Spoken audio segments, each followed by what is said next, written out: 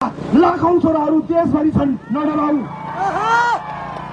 हे शहीदका आमाहरू, यो देशको सपना पूरा गर्नको निमित्त तिम्रो छोरोले तिम्रो छोरीले दिएको बलिदानीको एक अंश पनि खेर हुँदैन। डर राख, किनकि त्यही परिवर्तन गर्नको निमित्त भएर मानिसहरू जागेका हुन्। मैले 24 गतेको कुराकानी गरेँ होला, केही घुसपठियाहरू पैसाहरू आयो होला, तर अघिल्लो दिन ताकी ताकी गोली खाएर ढलेका मानिसहरूलाई देखेर आक्रोशित जनताले घर घरबाट विद्रोह गरेका हुन्। जनताले गरेको विद्रोह हो, त्यो विद्रोह सामान्य होइन। त्यो विद्रोहलाई कतै कुनामा बसेर जिस्काउने चलाउने आँट नगर है, खबरदार। जनताको विद्रोहलाई चुनौती दिने भन्दै संसद बिउताउने हो कि भनेर आँखा चम्काउने र नचाउनेहरू हो, होशियार। शहीदको रगत अझै सुकेको छैन, शहीदकी आमाको आँसु अझै ओभानो भएको छैन, खबरदार।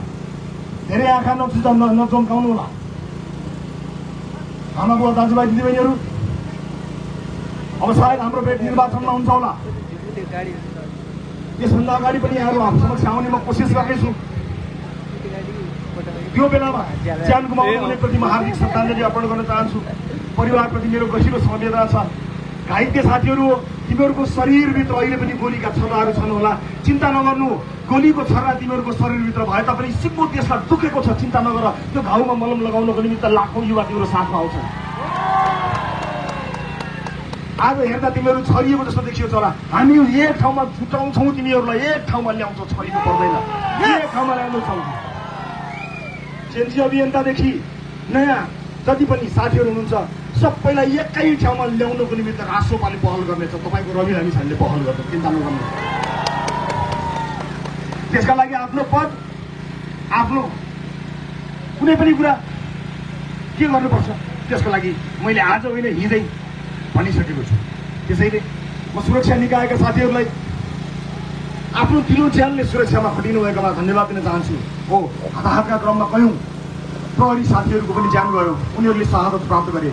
म उहाँहरूलाई श्रद्धाञ्जली दिन चाहन्छु र सुरक्षाकर्मी साथीहरूलाई उच्च मनोबलका साथ काम गर्नलाई अनुरोध गर्न चाहन्छु। हो, हरेक आन्दोलनमा तपाईँहरू तारो बन्नुहुन्छ, राज्यले दिएको काम गर्दाखेरि तपाईँहरूलाई चोट लागेको छ, तर चिन्ता नगर्नुहोस्।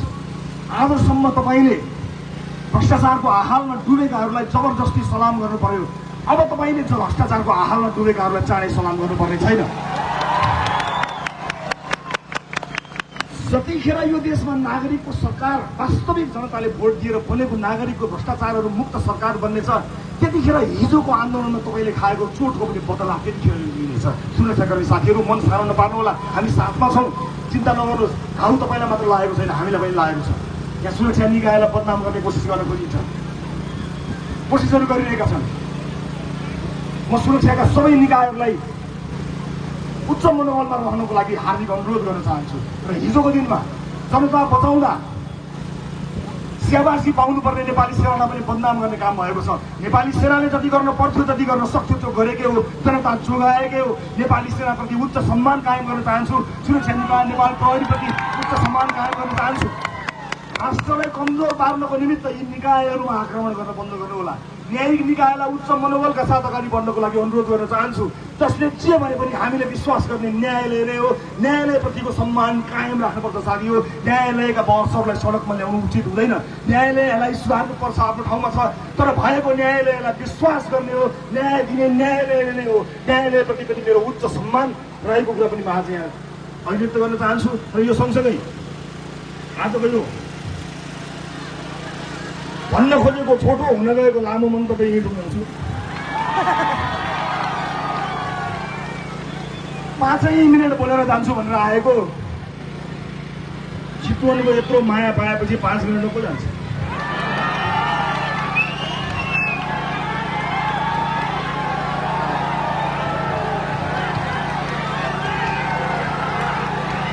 अब नआउनु राजनीतिमा आइहाल्यो, नआउनु राजनीतिमा आइहाल्यो। आइसकेपछि 5 मिनटमा को जान्छ? जाँदैन रासोपा, 5 मिनटमा जाँदैन। हे मेरो प्यारो चितवन, हे मेरो प्यारो चितवन, हे देवभूमि चितवन, यो चितवनले लगाएको यो गुण इतिहासले सम्झनेछ, इतिहासले सम्झनेछ। यो दिन कुनै सामान्य दिन होइन, इतिहासको एउटा महत्त्वपूर्ण पाना हो जुन जसको सुरुवात हामीले लेखिसकेका थियौँ। यही 24 कोठीमा हिजो अन्यायमा पर्न तपाईँले एउटा व्यक्तिलाई अन्याय पर्यो भनेर तपाईँले न्याय दिनुभएको, यही 24 कोठीमा। आज यो 24 कोठी रवि लामिछानेको न्यायको लागि होइन, यो देशको न्यायको लागि खडा भएको छ र यो देशले न्याय पाएरै छ। 5 मिनट लागोस् कि 50 वर्ष लागोस्, यो देशलाई न्याय दिने यात्रा सुरु भइसकेको छ। धेरै धेरै धन्यवाद दिन चाहन्छु चितवनलाई, धेरै धेरै माया, यो निरन्तर साथ सहयोगको लागि म धेरै धेरै आशा गर्न चाहन्छु। म अब चाँडै नै प्रधानमन्त्रीज्यूलाई भेट्न चाहन्छु र प्रधानमन्त्रीज्यूलाई भन्न चाहन्छु कि चितवनका जनता सुशासनको तपाईँको यात्रामा खडा भएर अगाडि बढेका छन्। तपाईँ आँखका साथ अगाडि बढ्नुहोला। र यो पनि भन्न चाहन्छु, आँट गर्नु भएन, तर्सिनु भयो, डराउनु भयो, खुट्टा कमाउनु भयो भने हामीले त माफ गर्ला, इतिहासले माफ गर्नेवाला छैन।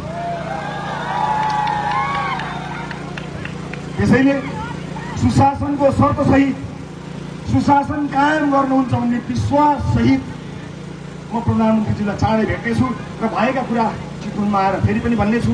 सबैजनालाई म धेरै धेरै धन्यवाद दिन चाहन्छु। 18 समयमा तपाईँले मलाई आशीर्वाद दिनुभएको छ। म जेल पर्दा आफ्नो छोरो नाति जेल परे जसरी तपाईँले भाकल गर्नुभयो, रुनुभयो, आँसुका धारा बगाउनु भयो, आशीर्वाद दिनुभयो, मैले भुलेको छैन। मैले भुलेको छैन तपाईँले दिनरात प्रार्थना गर्नुभएको, मैले भुलेको छैन तपाईँले यहाँ लाठी गोली खानुभएको, मैले भुलेको छैन केही पनि। मैले भुलेको छैन चितवनका साथीहरू बीच सडकमा न्याय माग्दाखेरि, सुशासन माग्दाखेरि ढलेको मैले भुलेको छैन। संसदमा आउँदा हामीलाई अपमान गरेको मैले भुलेको छैन। ताकि ताकि टाउको र छातीमा गोली हानेको हामीले भुलेका छैनौँ, मैले भुलेको छैन। हस्, आजलाई यति नै। अर्को पटक फेरि आउँछु। यहाँहरू सबैको जय होस्। जय घन्टी।